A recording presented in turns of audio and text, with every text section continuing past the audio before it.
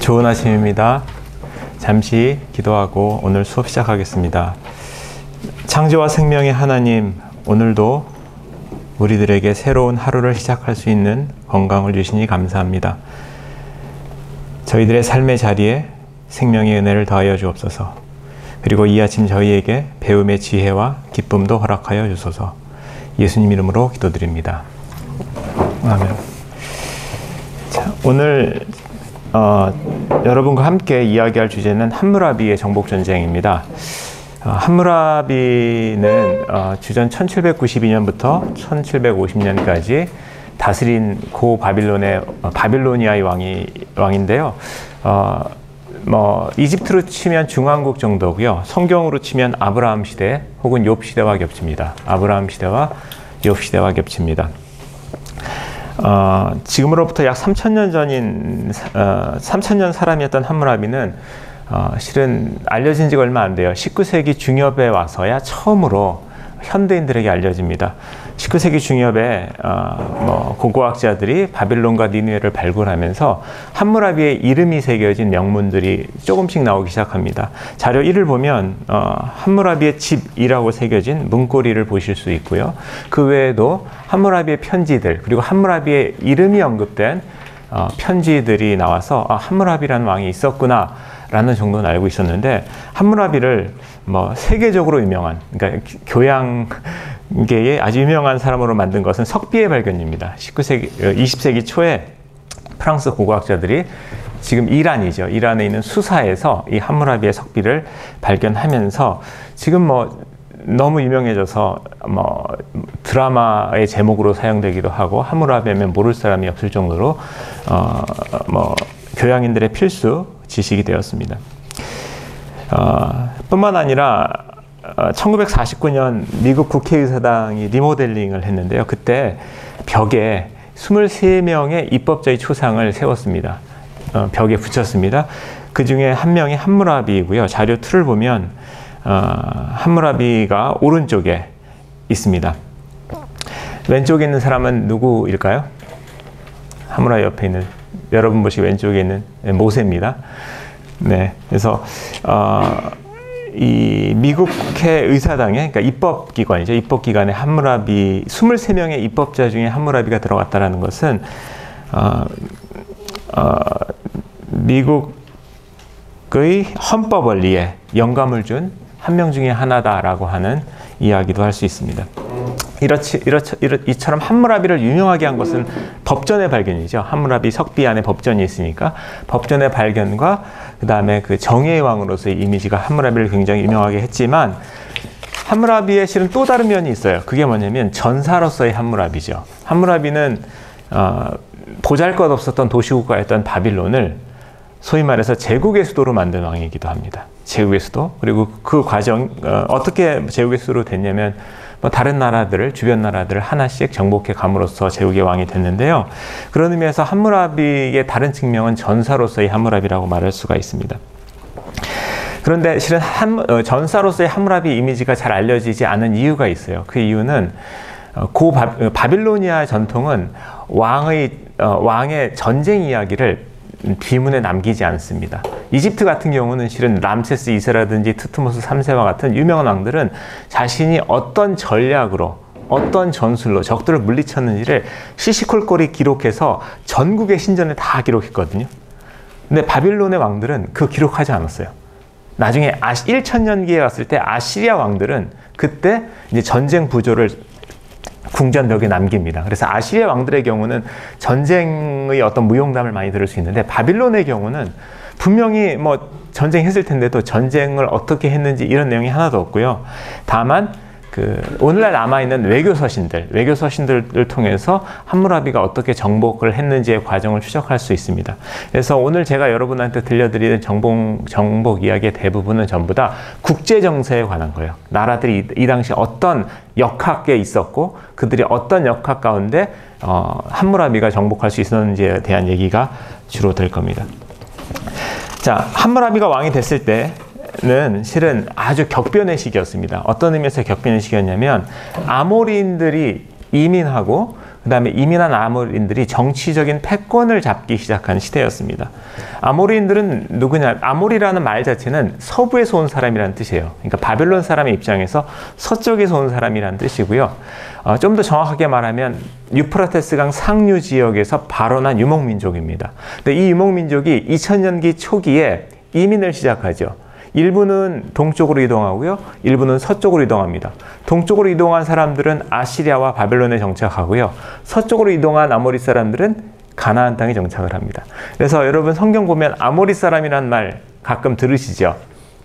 그 이유가 그 2000년기에 그 아모리 사람들이 가나안에 내려왔고요. 특별히 아모리 사람의 이름이 처음 언급되는 때가 아브라함 때예요. 아브라함 때 언급되고요.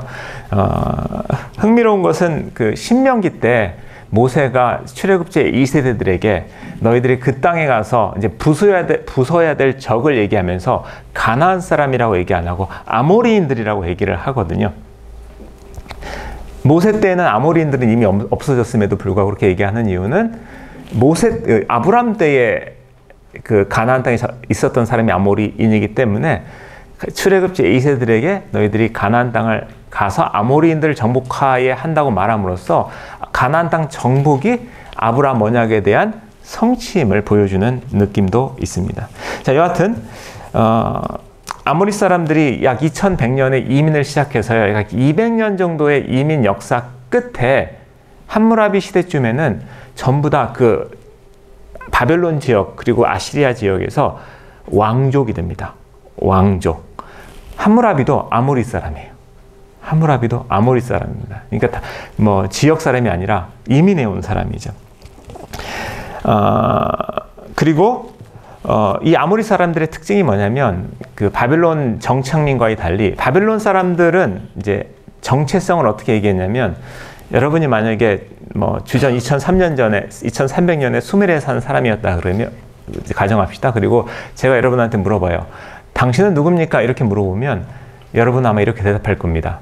나는 니프루의 시민입니다. 혹은 나는 우르의 시민입니다. 이렇게 얘기합니다. 다시 말해서 자기의 정체성이 내가 어떤 도시에 사느냐가 결정을 합니다. 내가 어떤 도시에 사느냐가 나의 정체성의 핵심을 형성을 한다는 거죠. 그런데 아모리 사람들은 달라요.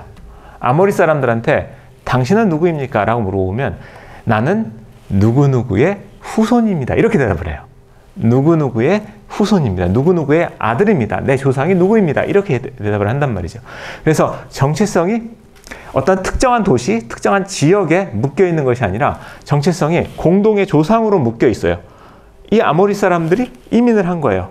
그러니까 정치적인 역학이 바뀌는 거죠.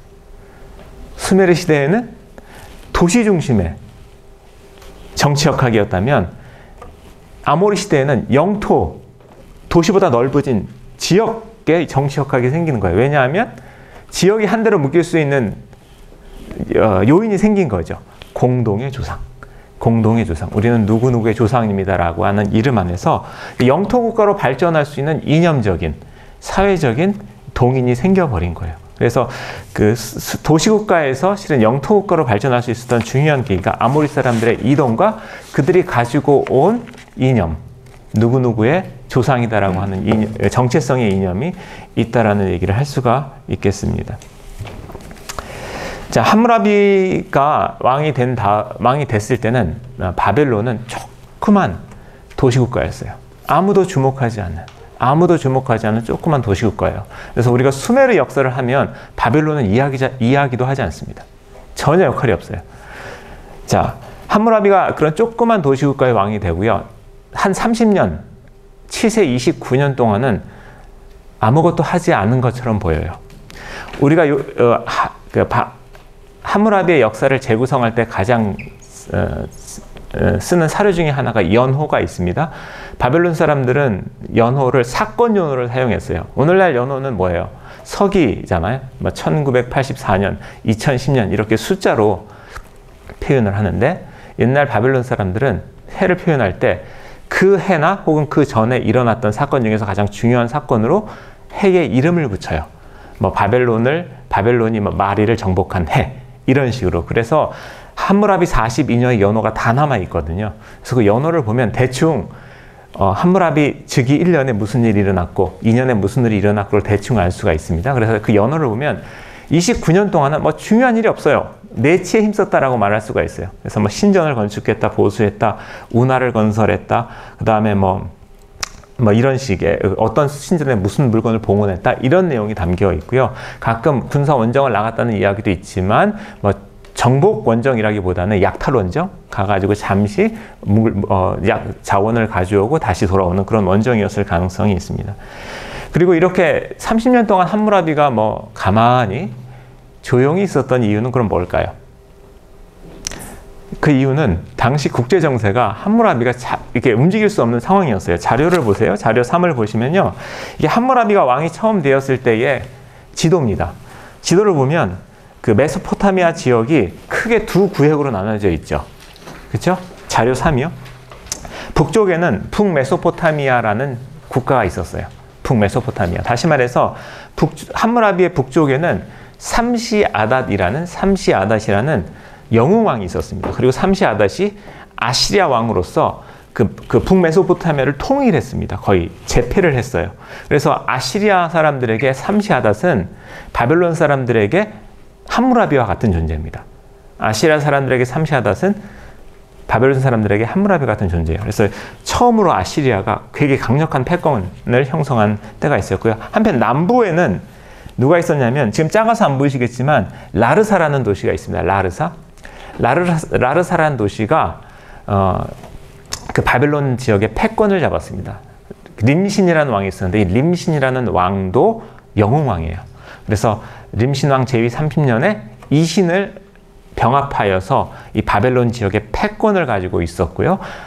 바벨론의 함무라비도 이 라르사왕 림신의 패권 아래 있었던 조그만 국가였습니다. 그래서 함무라비가 왕이 됐을 때는 이게 길을 필 수가 없었어요. 왜? 북쪽에는 삼시아닷, 남쪽에는 라르사의 림신이 있었기 때문에 뭐 아무것도 할 수 없었습니다. 그리고 30년쯤 되니까 그 사이에 삼시아닷이 죽어버려요.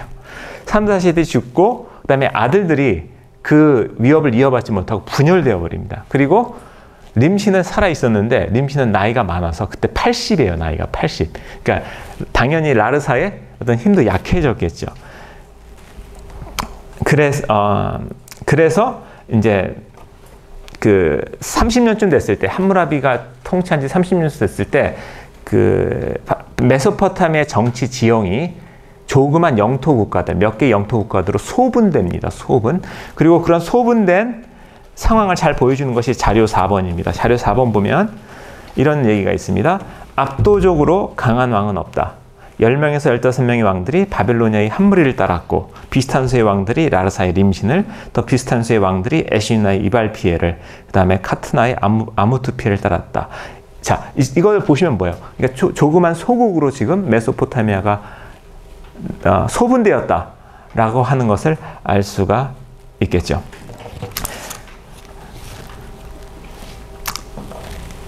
그리고 이 소분된 이 영토 국가들이 이제 패권을 놓고 서로 경쟁하는 시스템이 되는데, 이때는 그 자료 3 보면 옆에 그 오른쪽에 엘람이라는 나라가 있어요. 수사 바로 밑에 보이시나요?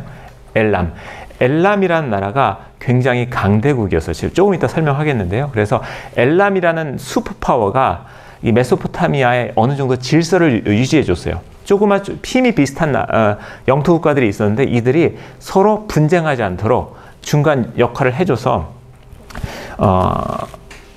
해주는 그런 국제 정세였습니다. 네.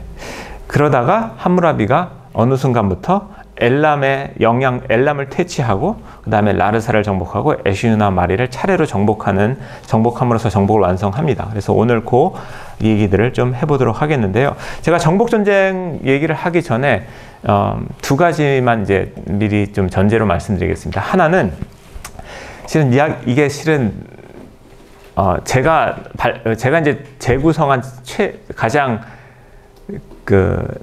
우리가 알고 있는 최대한의 지식이긴 한데, 이게 이제 듣다 보면 이게 우리랑 무슨 상관이 있을까라고 하는 렐러번스의 질문을 하시는 분들이 있어요. 근데 그거에 관련해서 말씀을 드리면, 창세기 14장 1절을 보면요, 바벨론의 왕과 엘람 왕과 라르사 왕이 지금 방금 다 나오는 주인공이죠. 연합해서 소돔 왕을 공격한 얘기가 나오거든요. 그래서 비록 창세기 보면 이름은 약간 달라요. 이름과 지명이 약간 다른데 거의 이 지역의 왕과 지명들 연상하는 이름이 있어요. 그래서 창세기 14장 1절 보면 신할의 암무라벨이라는 말이 나오는데, 신할은 아시지만 바벨론의 성경적 용어거든요. 신할은 바벨론의 성경적 용어고, 암무라벨이라고 나오는데 암무라벨과 함무라비 비슷하게 들리지 않나요? 실은 암무, 함무다 똑같은 거거든요. 네. 그리고 또 엘람 왕도 거기 나오고요. 그 다음에 엘라살이라고 하지만 라르사 왕도 거기 나오고, 그래서 이 당시 고 바빌론에 있었던 영토 국가들이 지금 창세기 14장에 나왔던 소돔을 공격했던 왕들의 연합과 굉장히 유사하다라는 말씀을 드릴 수가 있겠습니다. 그리고 함무라비의 정복 전쟁에서도 다 연합 대 연합으로 싸웁니다. 보면 연합 대 연합으로 싸워요. 이게 한 국가 대 한 국가가 아니라 연합 대 연합으로 싸운다라는 것도 있고요. 네.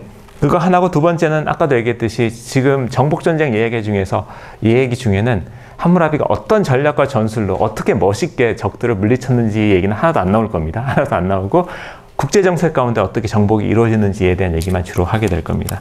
자, 그럼 먼저 정복의 순서에 따라서 엘람 얘기부터 하겠습니다. 자, 30년 동안 함무라비가 가만히 있다가 30년대에 그게 이제 주전 1764년인데요.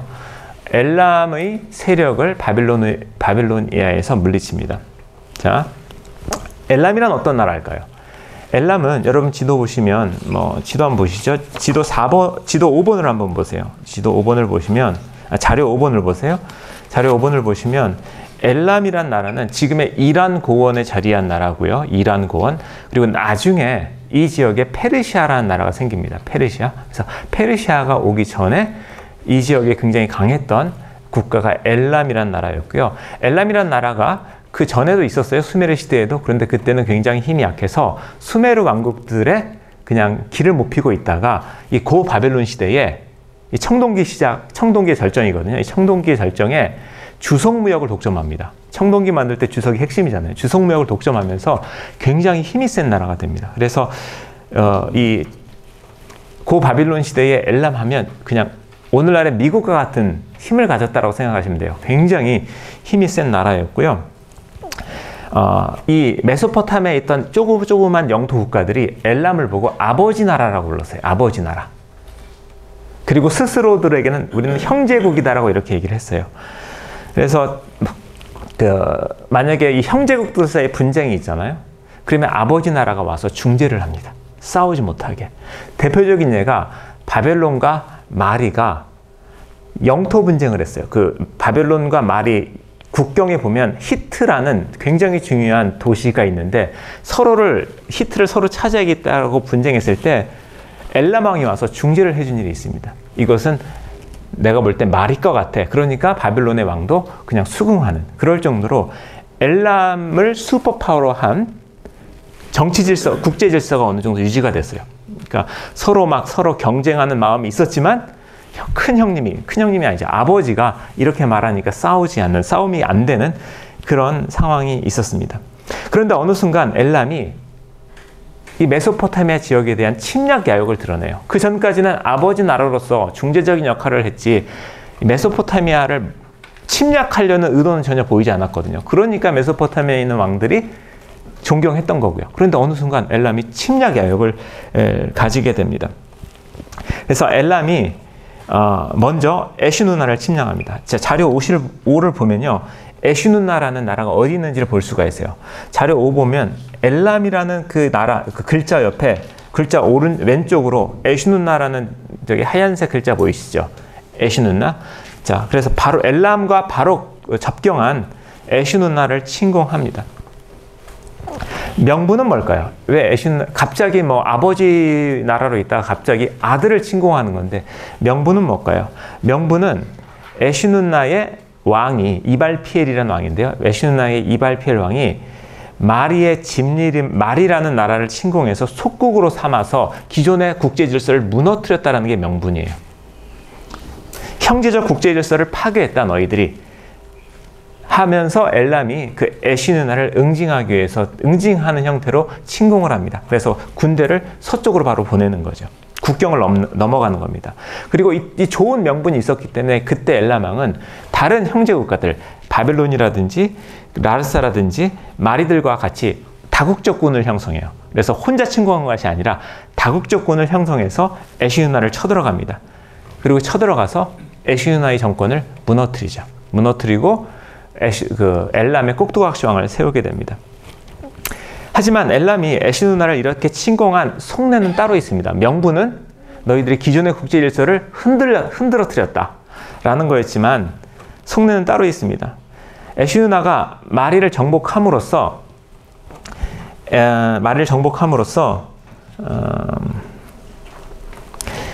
에시누나는 북메소포타미아 전체에 대한 패권을 가지게 됩니다. 다시 자료 5번을 보면요. 지금 자료 5번의 지도는 북메소포타미아 중심으로 그려져 있는 지도고요. 북메소포타미아 지역에 에시누나, 마리, 아시리아 이런 식으로 소분되었죠. 근데 에시누나가 마리를 정복함으로써 에시누나가 북메소포타미아 전체를 이제 대한 패권을 가지게 된다는 거죠. 그리고 이것은 엘람의 국익에 굉장히 안 좋습니다. 왜냐하면 에시누나가 교통의 요지에 있거든요. 보세요. 에시누나는 엘람이 아시리아로 들어갈 때, 그리고 엘람이 바벨론으로 내려갈 때 다 거쳐야 되는 완전히 길목에 있는 나라가 에시누나거든요. 근데 이 교통과 무역으로 성장한 엘람에게는 실은 이런 에시누나가 너무 힘이 세지면 엘람의 국익에 굉장히 불편하다라고 생각을 했겠죠. 그래서 자유로운 무역을 제한받을 수 있다는 생각이 들어서 아마 에시누나를 자신의 세력 안에 두려고 했던 것 같습니다. 그래서 처음에 이제 에시누나를 딱 침공했을 때 실은 다른 형제국들의 마음속에 이런 일이 없었는데 라고 의심의 마음이 있었겠죠. 그런데 명분 자체는 에시누나가 마리를 침공한 것이었기 때문에 실은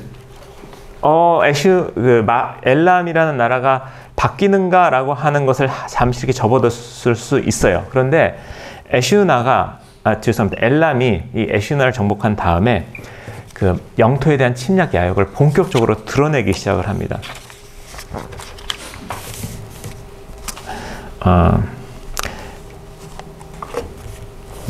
그래서 근데 이 침략 야욕이 어떻게 드러났냐면 엘람이 이중 외교 플레이를 합니다. 편지를 쓰는데요. 먼저 바벨로니아 지역에 있는 두 강한 나라, 하나는 바벨론의 함무라비, 하나는 라르사의 림신에게 편지를 각각 쓰는데요. 그 내용이 놀라워요. 자, 라르사의 림신에게 이런 편지를 씁니다. 내가 바벨론을 공격할 테니 같이 하자. 이런 편지를 씁니다. 그리고 바벨론의 함무라비에게는 내가 남쪽 라르사를 공격할 테니 나와 함께 하자. 이런 편지를 써요. 실은 바벨론의 함무라비와 라르사의 림신은 전부 다 실은 같은 수메르 땅이고 서로를 이기고 통일했으면 좋겠다는 마음이 은근히 있었거든요. 우리나라 남북과 같은 관계니까. 그런데 갑자기 옆에 있는 강한 나라가 너를 도와서 통일시켜주겠다라고 하니까 솔깃했겠죠. 그렇죠? 근데 문제는 이게 발각이 돼요. 이 이중 플레이가. 왜냐하면 이 당시는 형제국이었기 때문에 바빌론의 외교사신이 다른 나라의 조정에 상시 외교관으로 들어가 있습니다. 그래서 바벨론의 함무라비의 외교사신이 라르사의 림신의 외교 그 조정에 들어가서 그 국사를 다 옵섭을 해요. 다 참관을 해요. 그래서 실은 첩보 활동이 굉장히 용이하거든요. 그래서 이렇게 보내진 외교 문서가, 비밀리에 보내진 외교 문서가 다 누설이 돼서 바벨론의 함무라비와 라르사의 림신이 의기투합을 합니다. 이거 보니까 엘람이 우리를 갖고 노는구나. 이것은 그러고 보니까 엘람이 침략 야욕이 있어 보인다. 이전에 에시누나를 침공한 것도 아마 이 땅에 대한 침략 야욕이 있어서겠구나라고 생각을 해서 반 엘람 동맹을 결성합니다. 우리가 가만히 있어서는 안 되겠다라고 해서 엘람의 침공을 같이 막아내자라는 반 동맹을 결성합니다. 그리고 엘람이 쳐들어와요. 엘람이 먼저 바벨론을 쳐들어가게 됩니다. 이때 바벨론 왕 함무라비는 마리, 그 다음에 라르사, 그 메소포타미아에 있는 다른 형제국들과 동맹을 맺고 엘람과 이제 싸우게 되고요. 또 강대국과 싸우는 거기 때문에 기록에 따르면 함무라비가 총동원령을 내렸다고 기록이 되어서 총동원령. 그래서 옛날에 총동원령 어떤지 아세요? 옛날에도 전쟁할 때 법이 있었거든요. 전쟁할 때 법이 있었는데 전쟁이 났는데 군대를 안 가도 되는 사람들이 있어요. 첫 번째 장님, 두 번째 불구, 걸을 수 없는 사람, 세 번째 결혼한 지 1년이 안 된 신랑들, 그리고 또 상인, 장사하는 사람들은 군대 안 가도 됐어요. 장사하는 사람들.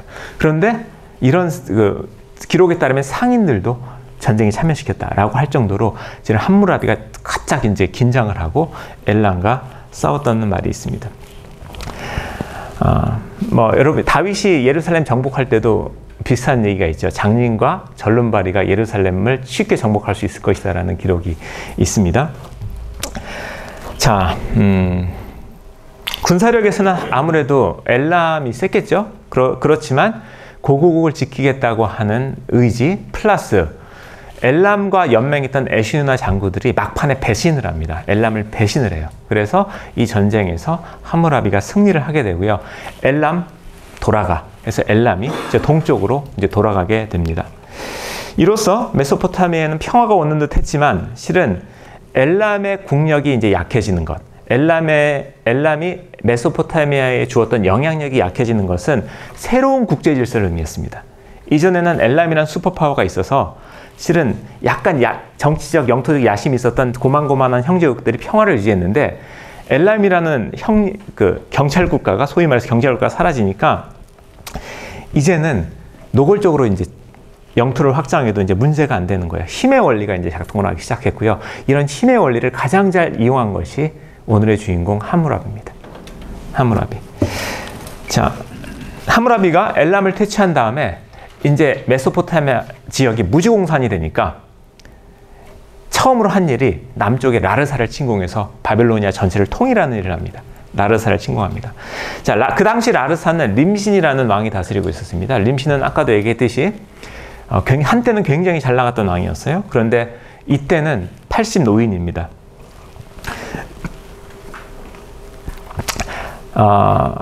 얼마 전까지 반엘람 동맹에 참여했었죠. 그런데 바벨론의 함무라비가 갑자기 림신을 침공하는 것이 좀 뜬금없잖아요. 얼마 전까지 엘람에 대항해서 같이 싸웠던 나라인데 명분이 있어야 되잖아요. 함무라비가 림신을 침공한 명분은 뭐였을까요? 함무라비가 림신을 침공할 수 있었던 명분은 역시 도덕적인 거였어요. 림신의 배신입니다. 림신의 배신. 아까 제가 말씀드린 것처럼 림신과 함무라비는 특수관계예요. 엘람이 시도한 이중 플레이를 알아내서 서로 의기투합해서 함께 싸우자고 했는데 림신이 막판에 배반합니다. 첫 번째 전투 우피라는 곳에서 열렸던 함무라비 연합군과 엘람 연합군의 전쟁에서 라르사의 림신이 군대를 보내지 않아요. 그리고 그 전쟁의 첫 번째 전쟁에서 패하게 됩니다. 함무라비가 첫 번째 전쟁에서 패하게 됩니다.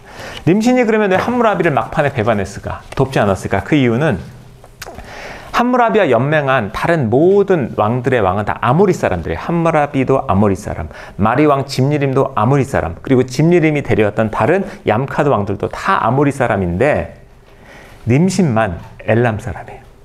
림신만 그 옆에 엘람 계열의 왕조였어요.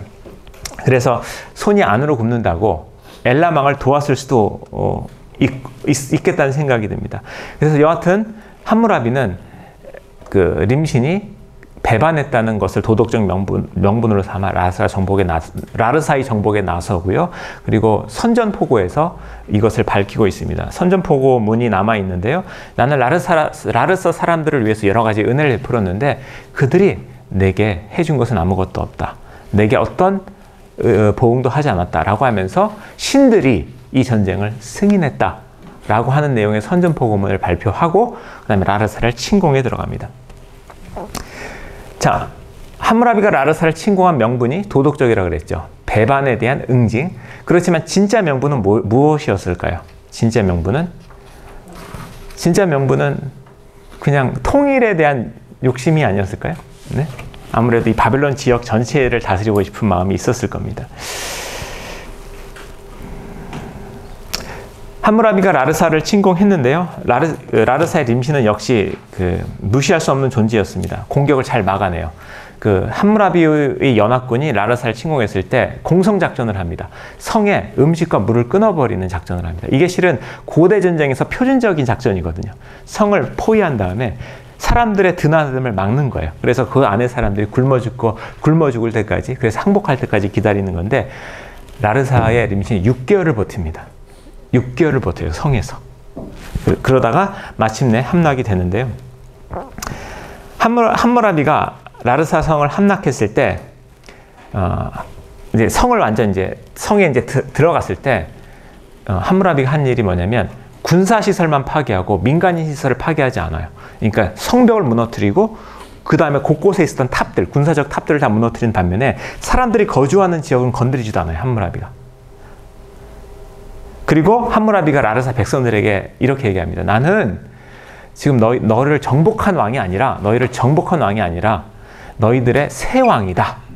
너희들의 새로운 왕이다. 내가 지금 림신을 대신해서 왕이 되었다라고 이야기를 합니다. 그러면서 새 왕이 하는 여러 가지 일들을 합니다. 그 중에 하나가 메샤림을 선포합니다. 메샤림. 자, 메샤림이라는 개념은 굉장히 중요한데요. 제가 지난 시간에 한번 설명한 것 같긴 한데요.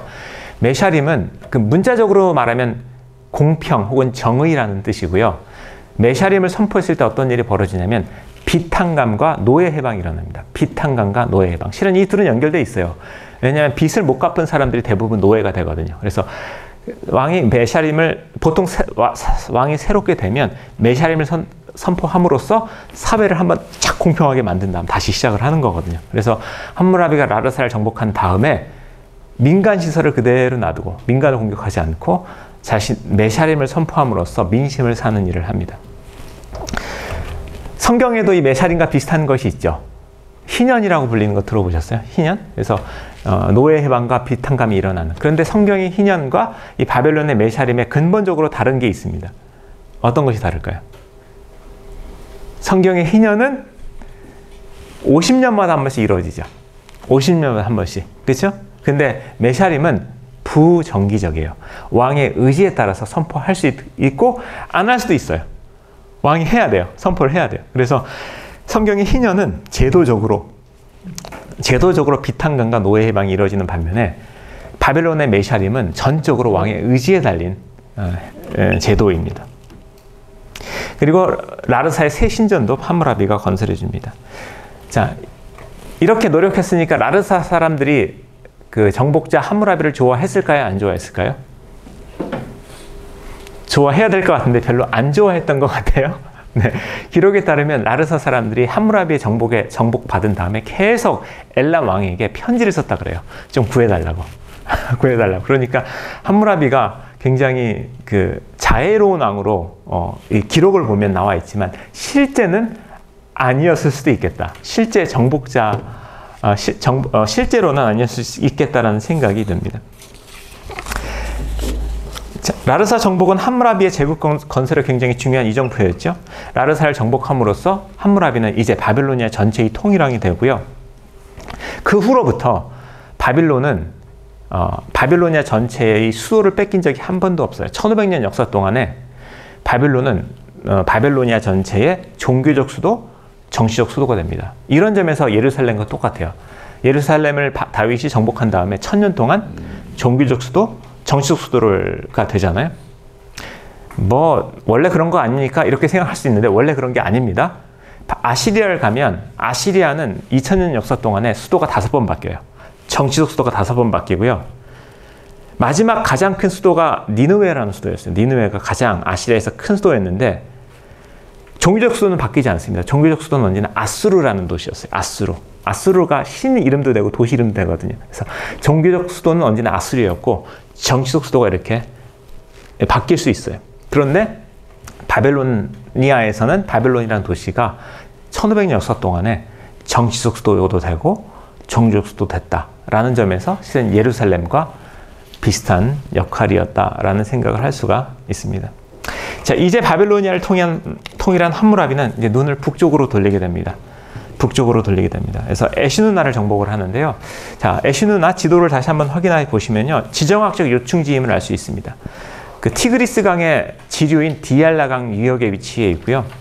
뭐 그러니까 이란에서 메소포타미아 넘어올 때, 또 바빌론 아래로 내려갈 때 반드시 거쳐야 되는 교통의 요지입니다. 그리고 이 교통의 요지라는 이점을 살려서 에슈나의 왕, 아까 말한 이발피엘은 북메소포타미아 전체의 패권을 장악하죠. 마리를 정복함으로써 북메소포타미아에서 강한 나라를 이루는데, 실은 그것 때문에 엘람에게 공격당했고, 그 다음에 이발피엘 정권이 무너지게 되죠.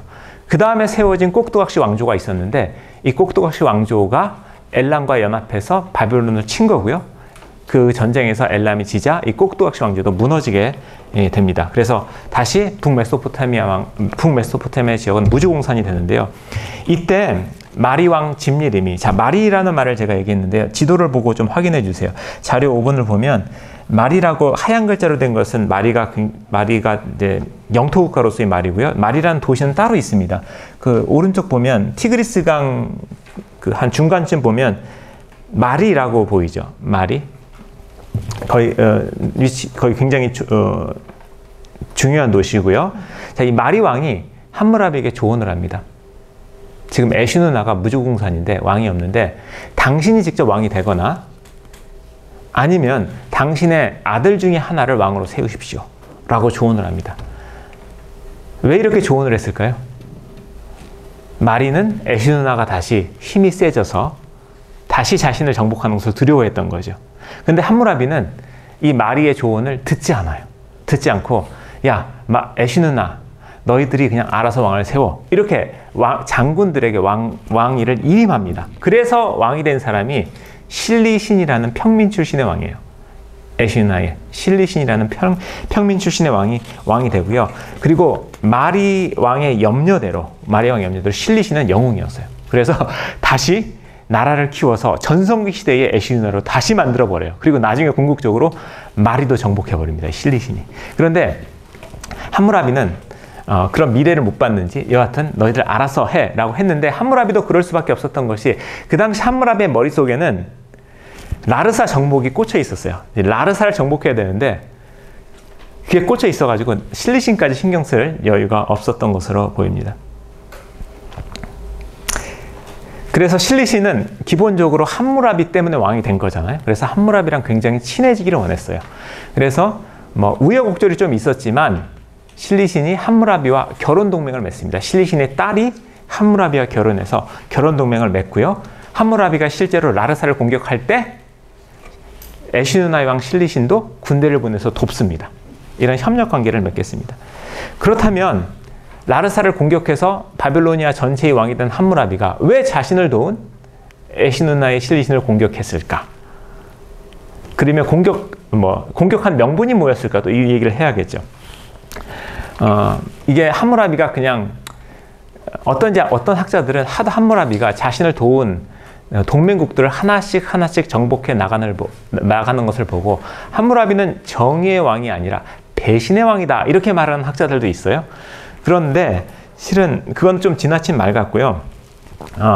함무라비가 처음부터 내가 이 바빌로니아를 포함해 메소포타미아 전체에 나아가서 시리아, 이란까지 넘나드는 대제국을 이룰 거야 하고 프로그램을 짜고 이렇게 군사작전을 했던 것 같지는 않아요. 네. 당시 변화하는 정치적 상황에 대응하다 보니까 그렇게 됐을 가능성이 굉장히 많고요. 에슈누나와 바빌론의 사이가, 함무라비 사이가 틀어진 직접적인 이유가 있습니다. 배경이 있습니다. 그게 뭐냐면 아까 제가 그 엘람이 지나간 다음에 그 북메소포타미아 지역이 다시 이제 무주공산이 됐다 그랬잖아요. 여러 큰 강한 나라가 없이 여러 소도시 국가들로 다시 분열이 됐는데요. 이 아시리아에 있는 도시 국가들, 마리나 에슈누나는 좀 강한 거고요. 그거 말고도 좀 다른 도시 국가들이 많았어요. 이 도시 국가들이 너무나 다루기 힘들어요. 이 도시 국가들의 특징이 뭐냐면 그러니까 도시의 이익을 위해서 편을 자꾸 바꿔요. 어떨 때는 마리 편을 섰다가, 어떨 때는 에슈누나 편을 섰다가, 어떨 때는 엘람에 섰다가, 이렇게 자꾸 편을 바꿈으로써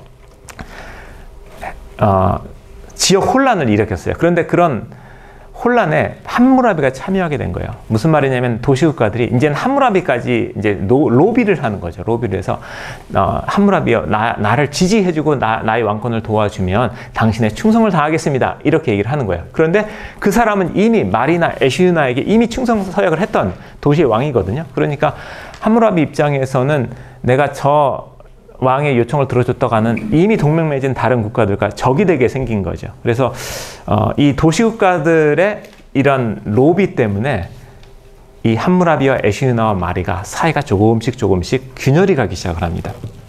그러던 중에 결정적으로 사이가 틀어진 사건이 벌어지는데 그것이 뭐냐면 에슈나의 실리신이 마리를 정복하여서 속국으로 막 만들어 본 사건이 벌어요.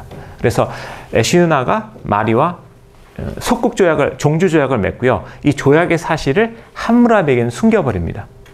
좀 이상하죠? 함무라비와 에슈나는 지금 결혼 동맹을 맺었는데, 그리고 마리도 함무라비와 형제국인데, 에슈나와 마리가 종주 조약을 맺은 것을 이 두 나라가 다 함무라비에 숨겨요.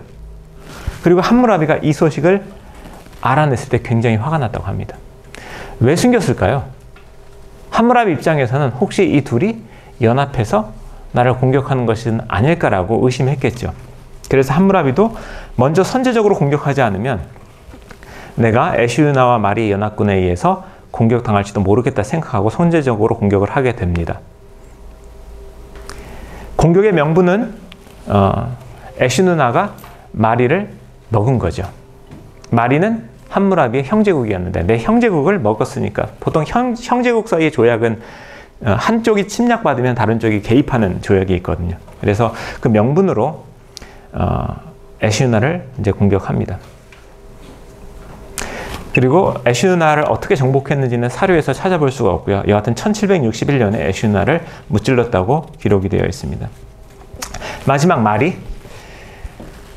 자, 에슈나를 정복한 후 1년 후에 마리를 정복하는데요. 실은 마리와 바빌론은 혈맹국입니다. 군사적 동맹국입니다. 함무라비가 엘람과 싸울 때, 라르사와 싸울 때, 에슈나와 싸울 때 마리는 전부 다 군대를 보내서 도와줬습니다. 하지만 이런 군사적인 혈맹 관계에도 불구하고 마리와 바빌론은 늘 갈등의 요인을 품고 있었어요. 그게 뭐냐면 영토 문제예요. 영토 문제.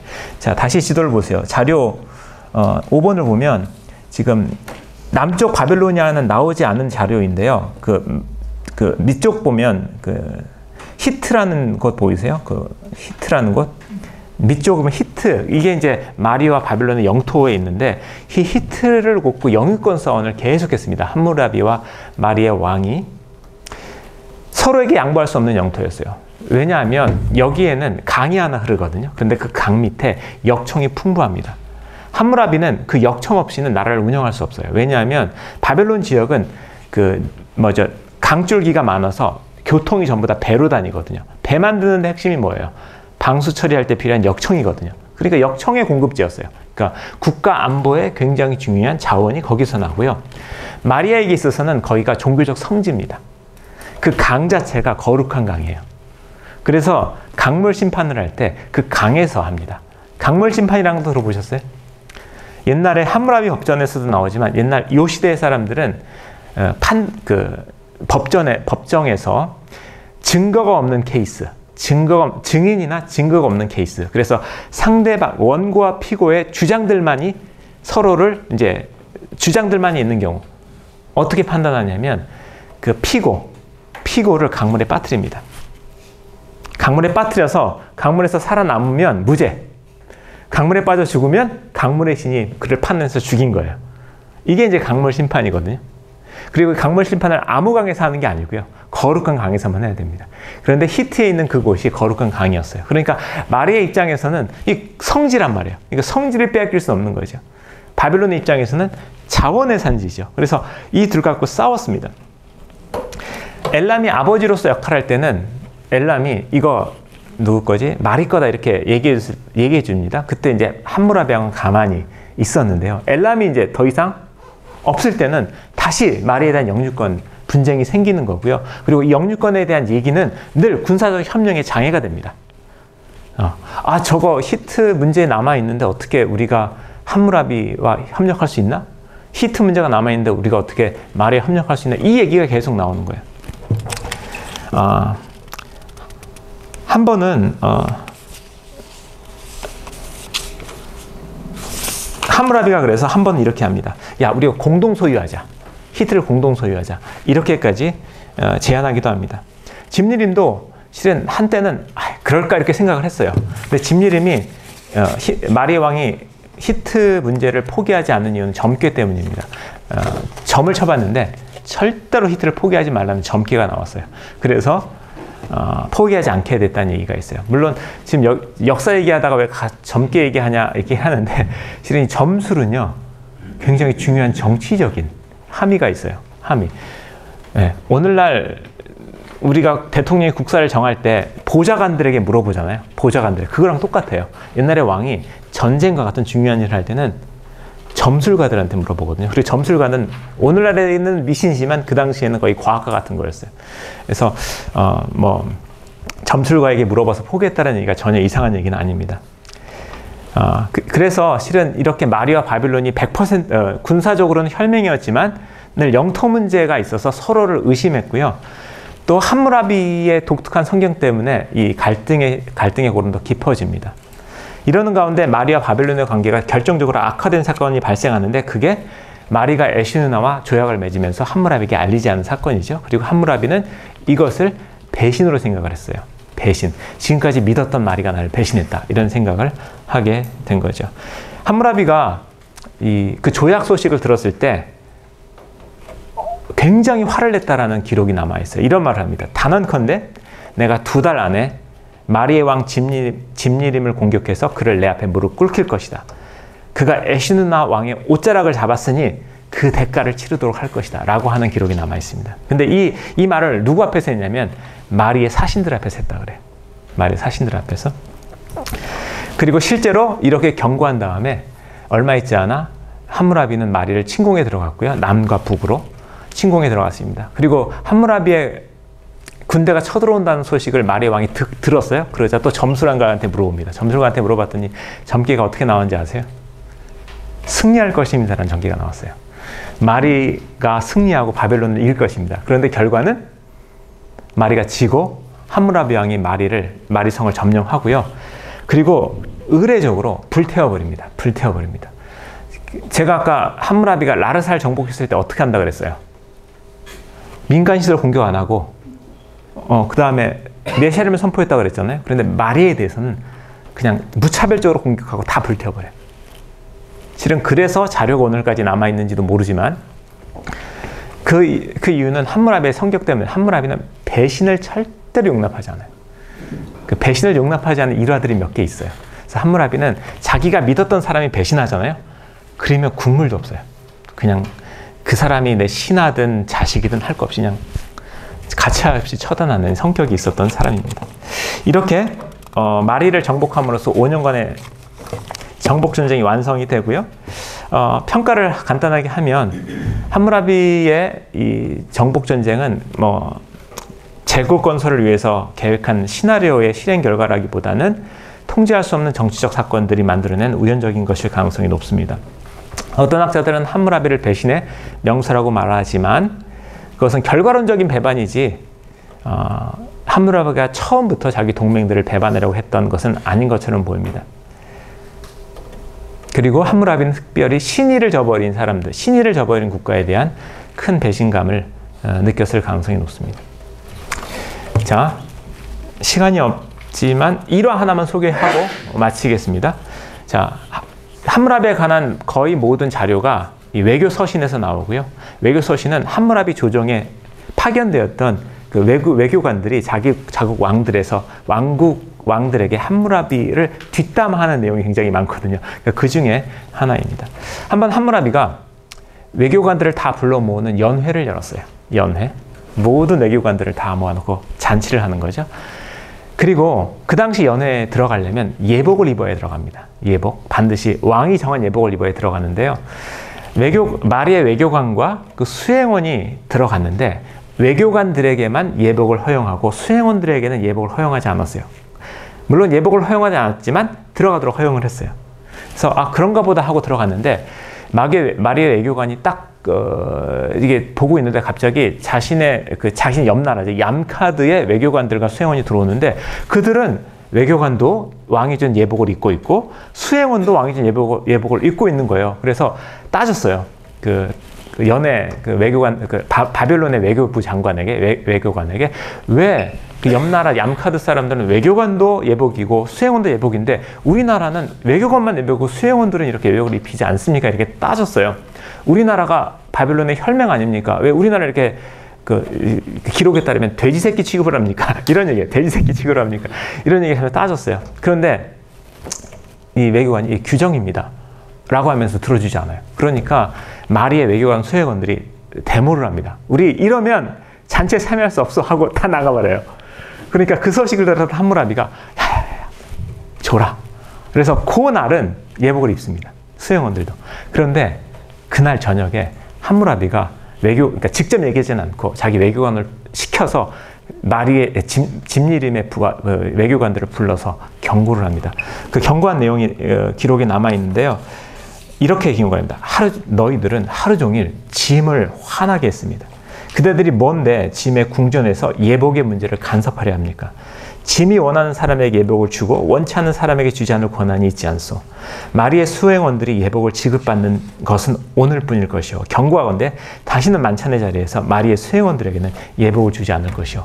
라고 단호하게 경고합니다. 그래서 실은 아무리 왕이지만 실은 외교관에 대해서 지켜야 될 프로토콜이라는 것이 있는 거거든요. 그런데 만약에 그 외교관들이 함무라비 왕에게 좀 선을 넘는 듯한 좀 주제 넘는 듯한 얘기를 한다고 했을 때는 함무라비는 그냥 보고 있지 않으세요. 가감하게 불러서 할 말을 확확 하는 그런 좀 약간 직설적인 사람이었지 않았을까라고 하는 생각이 듭니다. 여하튼 함무라비 때문에 실은 바벨론이 유명해졌고요.